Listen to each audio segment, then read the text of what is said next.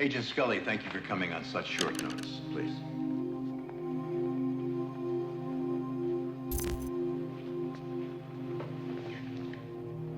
We see you've been with us just over 2 years. Yes, sir. You went to medical school, but you chose not to practice. How'd you come to work for the FBI? Well, sir, I was recruited out of medical school. My parents still think it was an act of rebellion, but I saw the FBI as a place where I could distinguish myself. Are you familiar with an agent named Fox Mulder? Yes, I am. How so? By reputation. He's an Oxford-educated psychologist who wrote a monograph on serial killers and the occult that helped catch Monty Props in 1988. Generally thought of as the best analyst in the violent crime section. He had a nickname at the academy. Spooky Mulder. What I'll also tell you is that Agent Mulder has developed a consuming devotion to an unassigned project outside the Bureau mainstream. Are you familiar with the so-called X-Files? I believe they have to do with unexplained phenomena. More or less. The reason you're here, Agent Scully, is we want you to assist Mulder on these X-Files. You will write field reports on your activities, along with your observations on the validity of the work. Am I to understand that you want me to debunk the X-Files project, sir? Agent Scully, we trust you'll make the proper scientific analysis. You'll want to contact Agent Mulder shortly. We look forward to seeing your reports.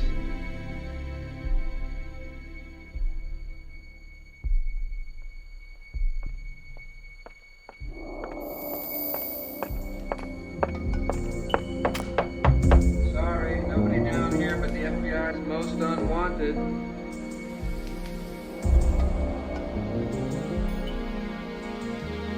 Agent Mulder. I'm Dana Scully. I've been assigned to work with you. Oh, isn't it nice to be suddenly so highly regarded? So who did you take off to get stuck with this detail, Scully? Actually, I'm looking forward to working with you. I've heard a lot about you. Oh, really? I was under the impression that you were sent to spy on me. If you have any doubt about my qualifications or credentials... You're a medical doctor. You teach at the academy. You did your undergraduate degree in physics. Einstein's twin paradox, a new interpretation. Dana Scully's senior thesis. Now that's a credential, rewriting Einstein. Did you bother to read it? I did. I liked it. It's just that in most of my work, the laws of physics rarely seem to apply. Maybe I can get your medical opinion on this, though. Oregon female, age 21, no explainable cause of death. Autopsy shows nothing. Zip. There are, however, these two distinct marks on her lower back. Dr. Scully, can you ID these marks? Needle punctures, maybe. An animal bite. Electrocution of some kind. How's your chemistry? This is the substance found in the surrounding tissue. It's organic. I don't know. Is it some kind of synthetic protein? Beats me. I've never seen it before either. But here it is again in Sturgis, South Dakota. And again in Shamrock, Texas.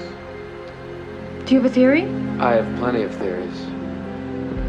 Maybe what you can explain to me is why it's bureau policy to label these cases as unexplained phenomena and ignore them. Do you believe in the existence of extraterrestrials?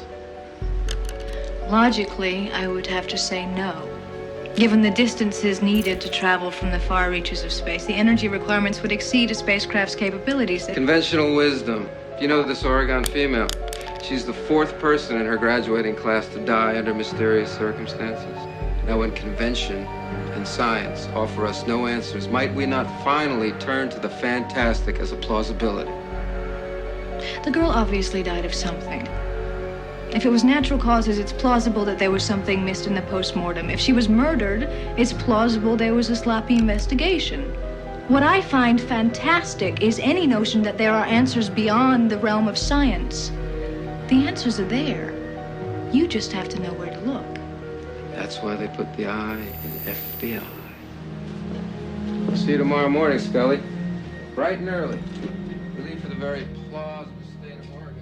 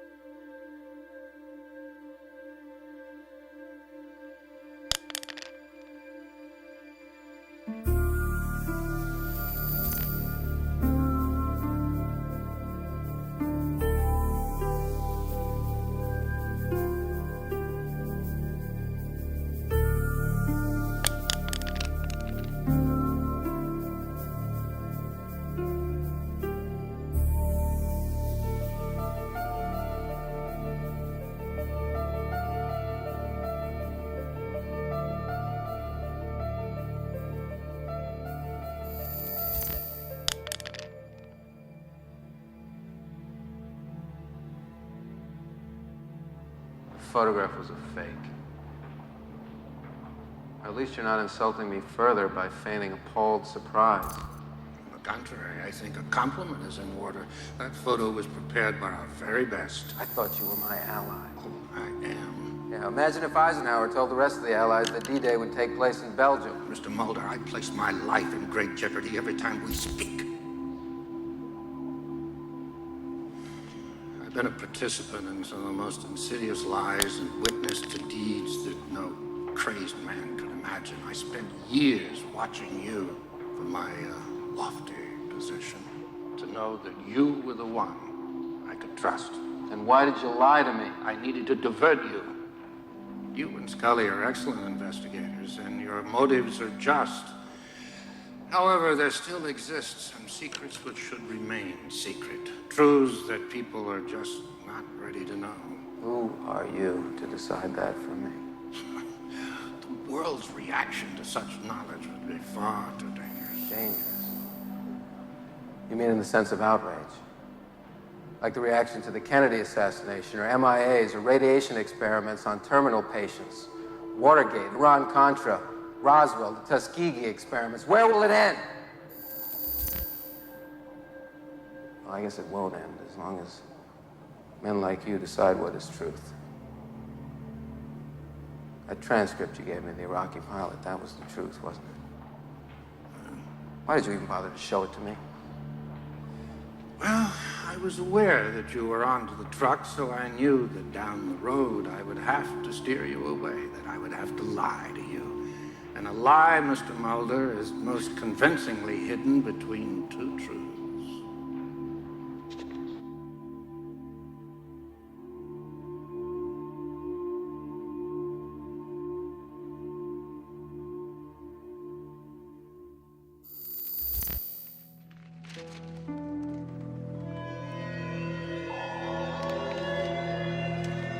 As well as insubordination and misconduct.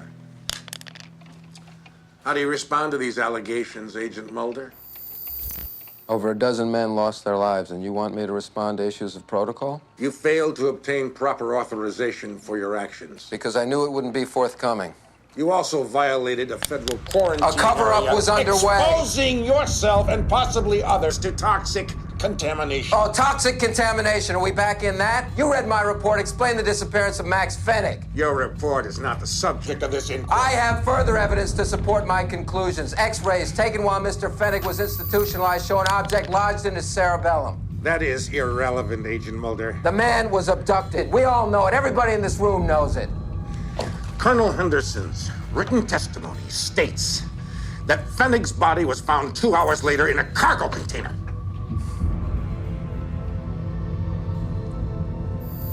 Then what can I say?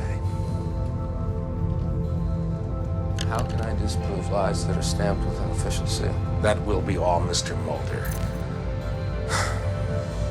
You can deny all the things I've seen, all the things I've discovered, but not for much longer.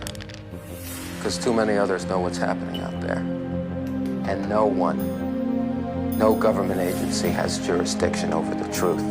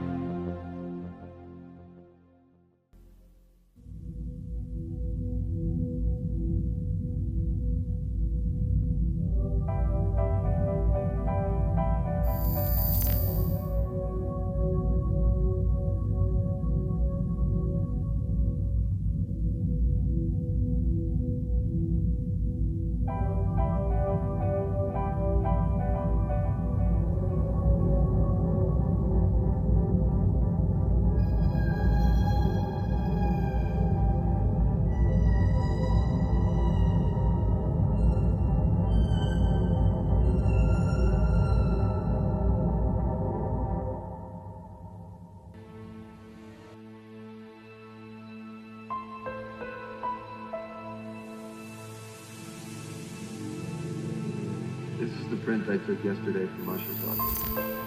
These others are from the next file. 10 murders, Baltimore area. Undetermined points of entry. Each victim had their liver removed. These prints were discovered at 5 of the 10 crime scenes. 10 murders. Fulton never mentioned... Most likely he's unaware of them. These 2 prints were lifted 5 years before he was born at Powhatan Mill. And these 3 were lifted probably 5 years before his mother was even born.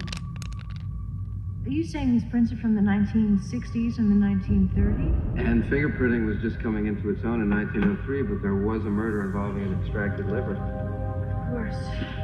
That's 5 murders every 30 years. That makes 2 more to go this year. You're saying these are copycats? What did we learn our first day at the academy, Scully? Each fingerprint is unique. These are a perfect match. Are you suggesting that I go before the violent crime section and present a profile declaring that these murders are done by aliens? No, of course not. I find no evidence of alien involvement. Well, what then? That this is the work of a 100-year-old serial killer who's capable of overpowering a healthy 6'2" businessman? And he should stick out in the crowd with 10-inch fingers. Look, Mulder, they don't want you involved. They don't want to hear your theories. That's why Blevins has you hidden away now. Look, why don't we agree to this? They'll have their investigation, we'll have ours, and never the twain shall meet.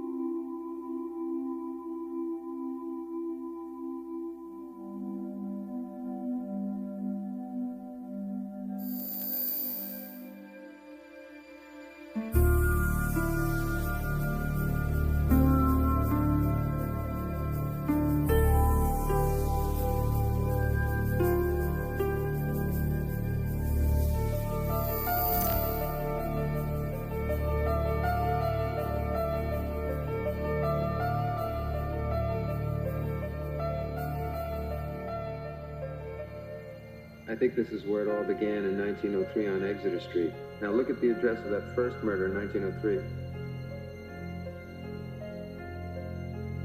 Apartment 203. He killed the guy above it.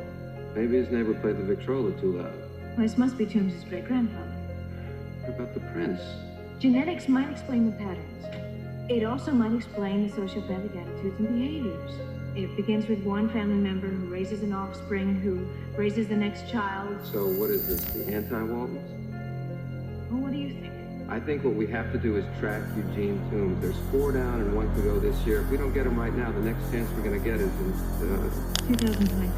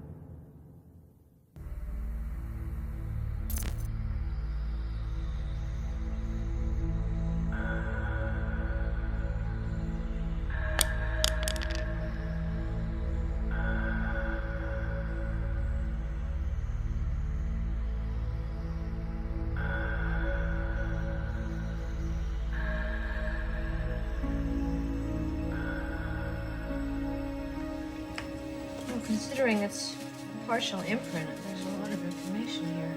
That's great. Now, can you make me a little cherub that squirts water? The tread looks like a standard military boot. Men's, size 8.5. 8.5. That's pretty impressive, Scully.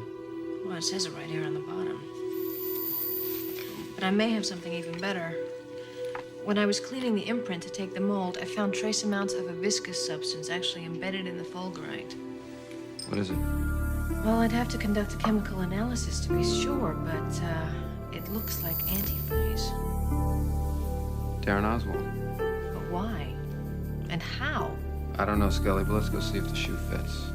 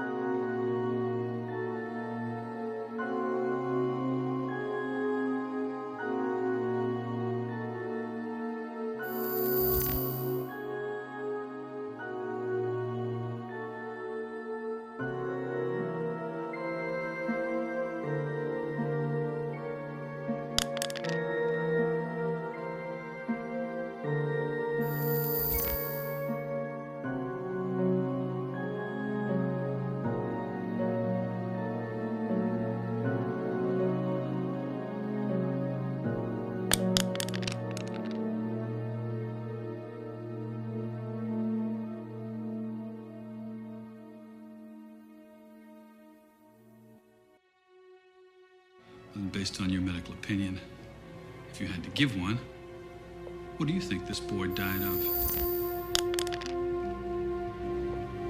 Well, since there is no other explanation right now, I'd have to concur with the coroner. That lightning is the most probable cause of death. And I won't have you or anyone else suggesting otherwise to this boy's family. Feel free to jump in anytime. Why? You were doing just fine. You have a theory on what's going on here? I just don't think it's lightning.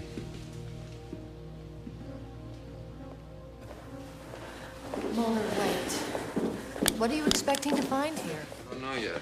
Could you stop for a second, please? Look, after everything that we've just been through, after all that we've just seen, I hope you're not thinking this has anything to do with government conspiracies or UFOs. None of the evidence so far indicates either of those possibilities. Well, what are you looking for? I mean, just because the forensic profile isn't cut and dry doesn't mean it's not true. So Teller's explanation works for you? The only possible scientific conclusion is that Jack Hammond was killed by lightning. Well, then this local lightning is a lot more predictable than Teller realizes. It seems to have a definite preference for the type of person it strikes. What are you talking about? Well, look at the files. Look at all the other victims. They're all male, aged 17 to 21, just like Jack Hammond. At least let's go see where Jack Hammond was killed. Maybe we'll find something we both can agree on.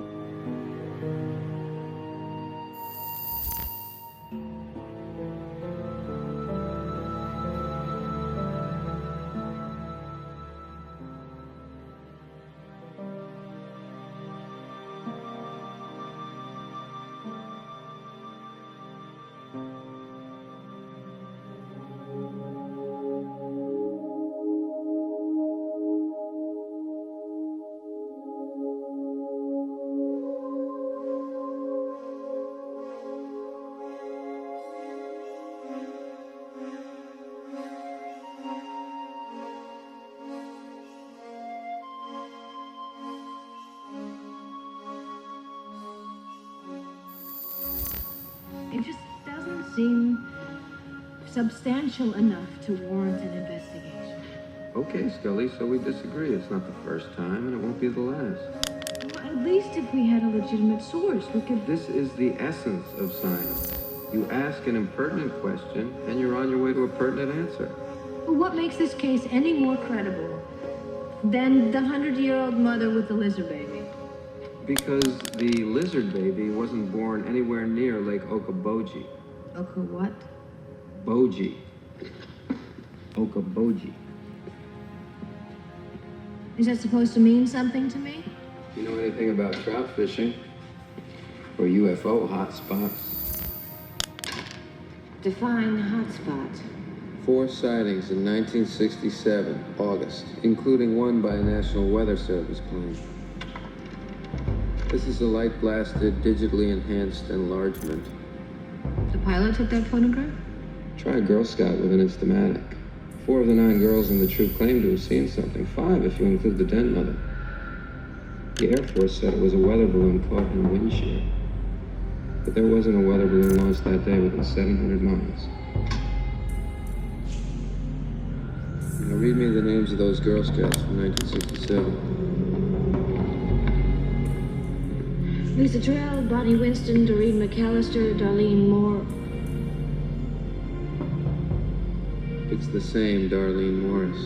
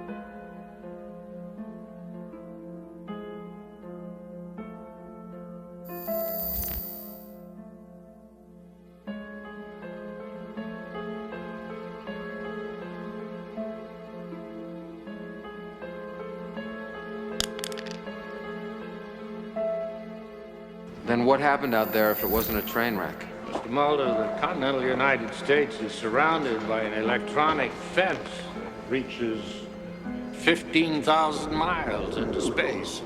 We use it to track and monitor the 7,087 man-made objects that orbit the Earth. Last night at 2317, that fence was breached. This morning at 0100, Operation Falcon went into effect. Led by Colonel Calvin Henderson, the Air Force's premier reclamations expert. Reclamations? During the Cold War, his job was to prevent technologies from downed U.S. aircraft from getting into Soviet hands. He's part of a crash retrieval unit. Quick response. I'd say you have 24 hours before the entire area is sanitized. After that, be like nothing ever happened.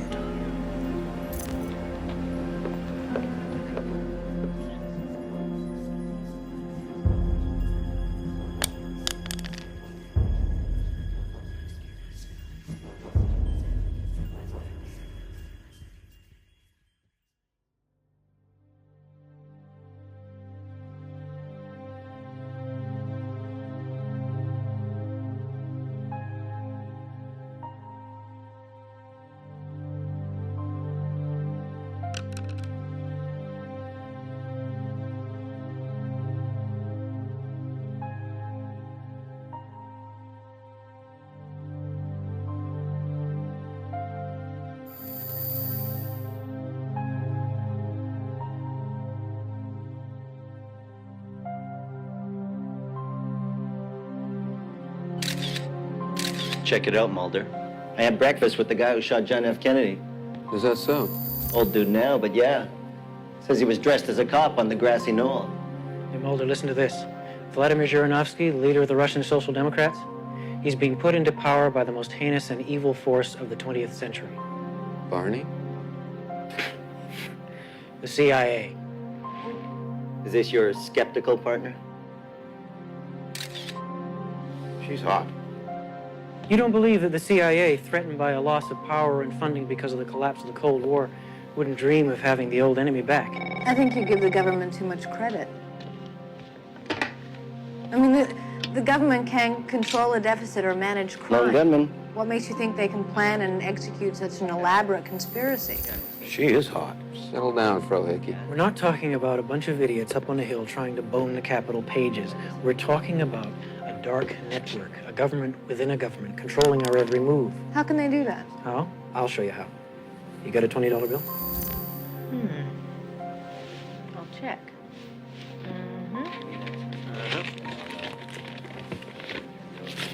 Hey!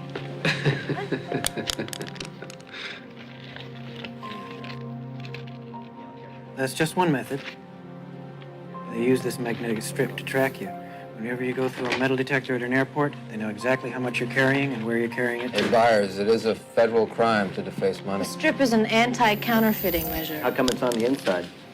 Other countries put that strip on the outside. What are they hiding? Okay. All right. What do you know about the Gulf War syndrome? Agent Orange of the 90s. Artillery shells coated with depleted uranium. Have you heard of any classified planes being flown during the Persian Gulf War? Why would you need to expose a secret plane to an air force that runs to Iran whenever you take to the air? What about UFO activity during that period? Yeah.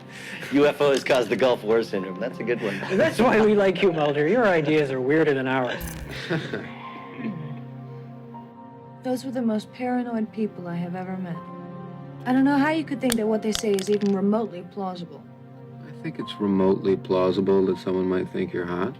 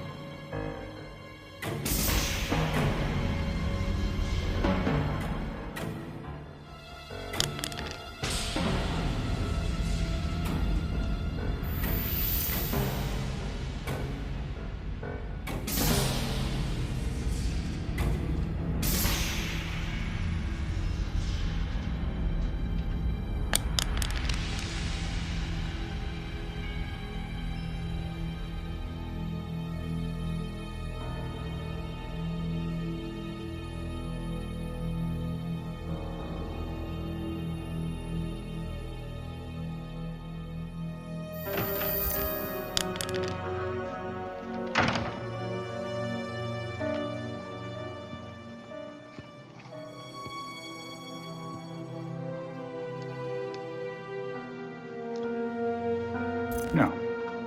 You wanted to see me?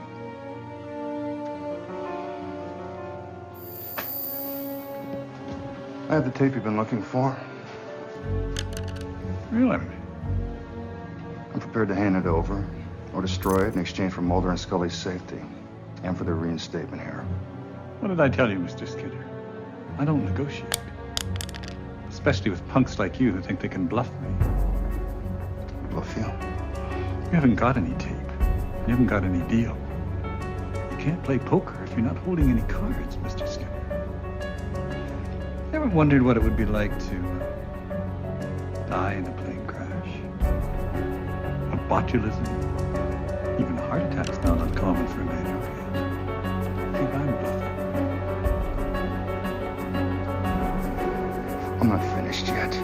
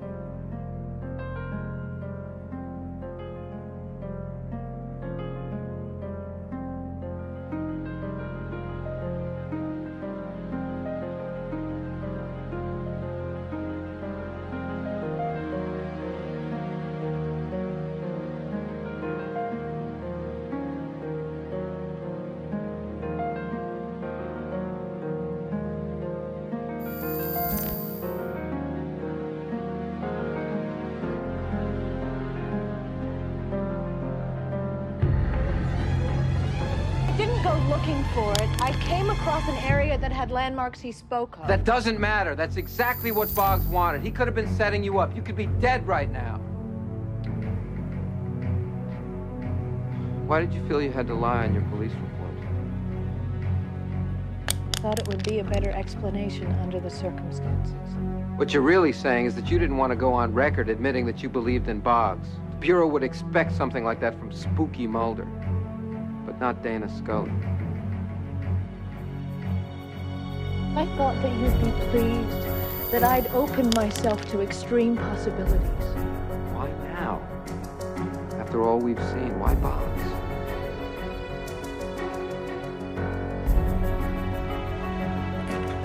Does this have to do with your father?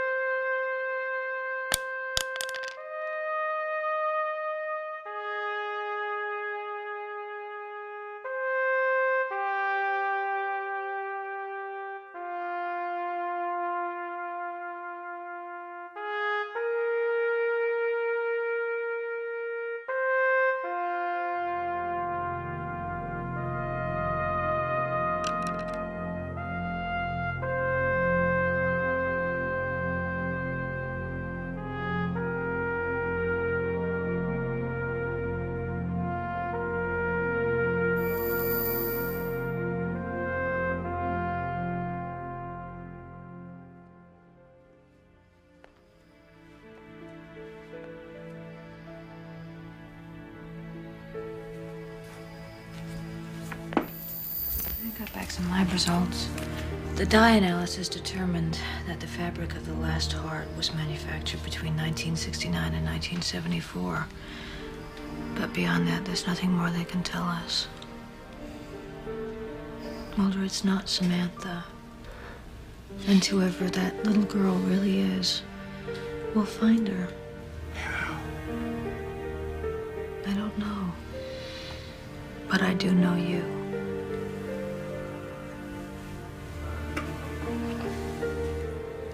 Why don't you go on home and get some sleep?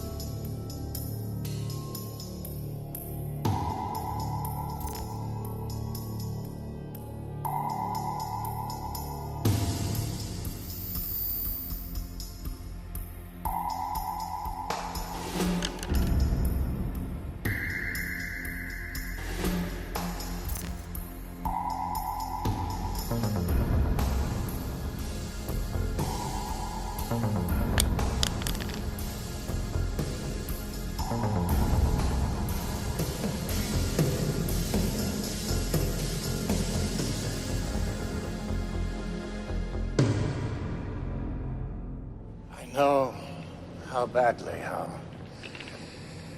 very badly you want to look through that window, but it would be pointless. It's dead.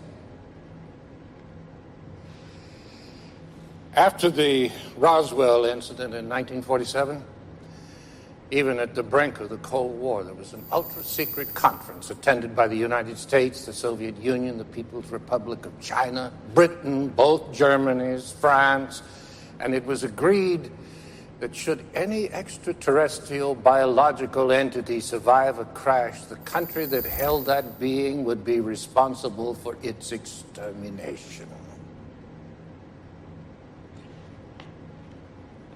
I have the distinction of being one of 3 men to have exterminated such a creature. I was with the CIA in Vietnam. UFO was sighted for 5 nights over Hanoi. The Marines shot it down and brought it to us. Maybe it didn't know what a gun was, or perhaps they don't show emotion. But that innocent and blank expression as I pulled the trigger has haunted me. Until I found you. That's why I come to you, Mr. Mulder, and will continue to come to you to atone for what I've done. And maybe sometime, through you, the truth will be known.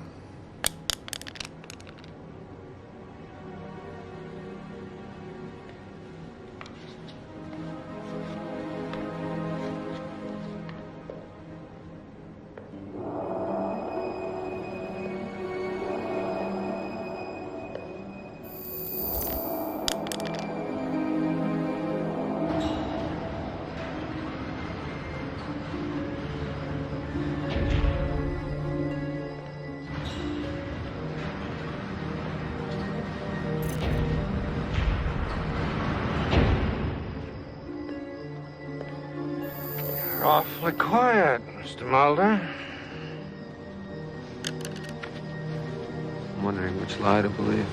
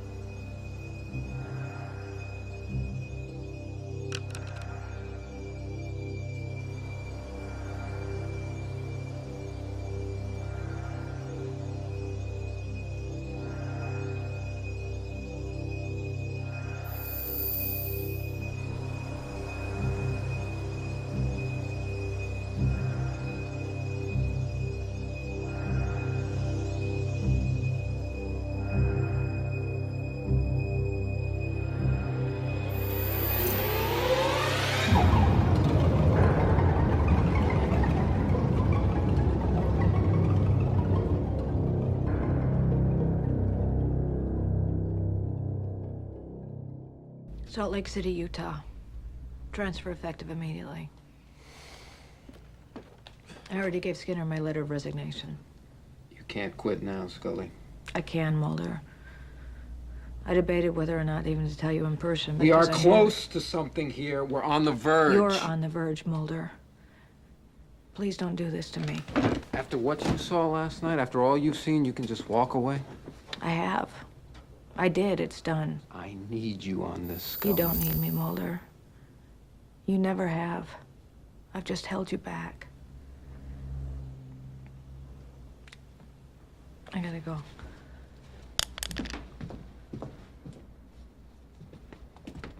You want to tell yourself that so you can quit with a clear conscience, you can, but you're wrong.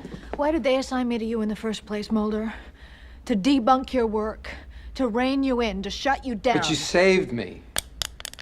As difficult and as frustrating as it's been sometimes, your goddamn strict rationalism and science have saved me 1,000 times over. You kept me honest. You made me a whole person. I owe you everything. Scully, you owe me nothing.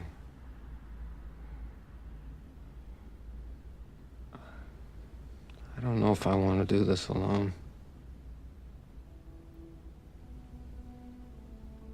I don't even know if I can. And if I quit now, they win.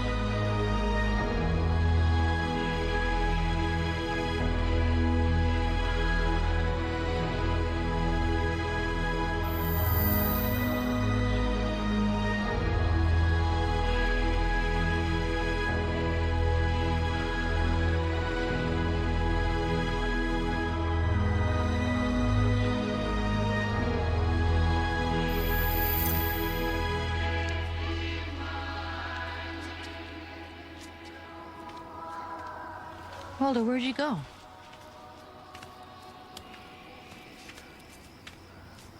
End of the road.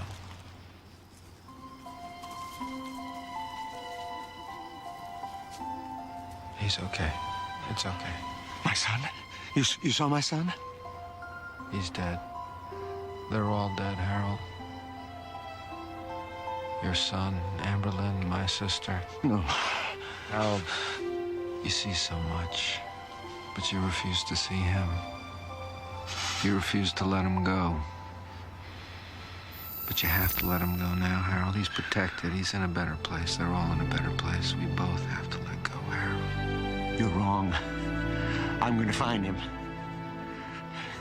I don't believe you.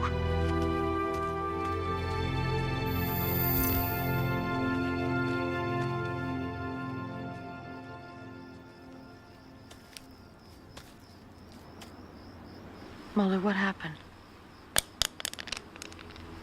Are you sure you're all right?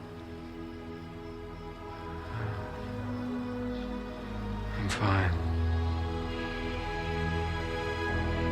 Free.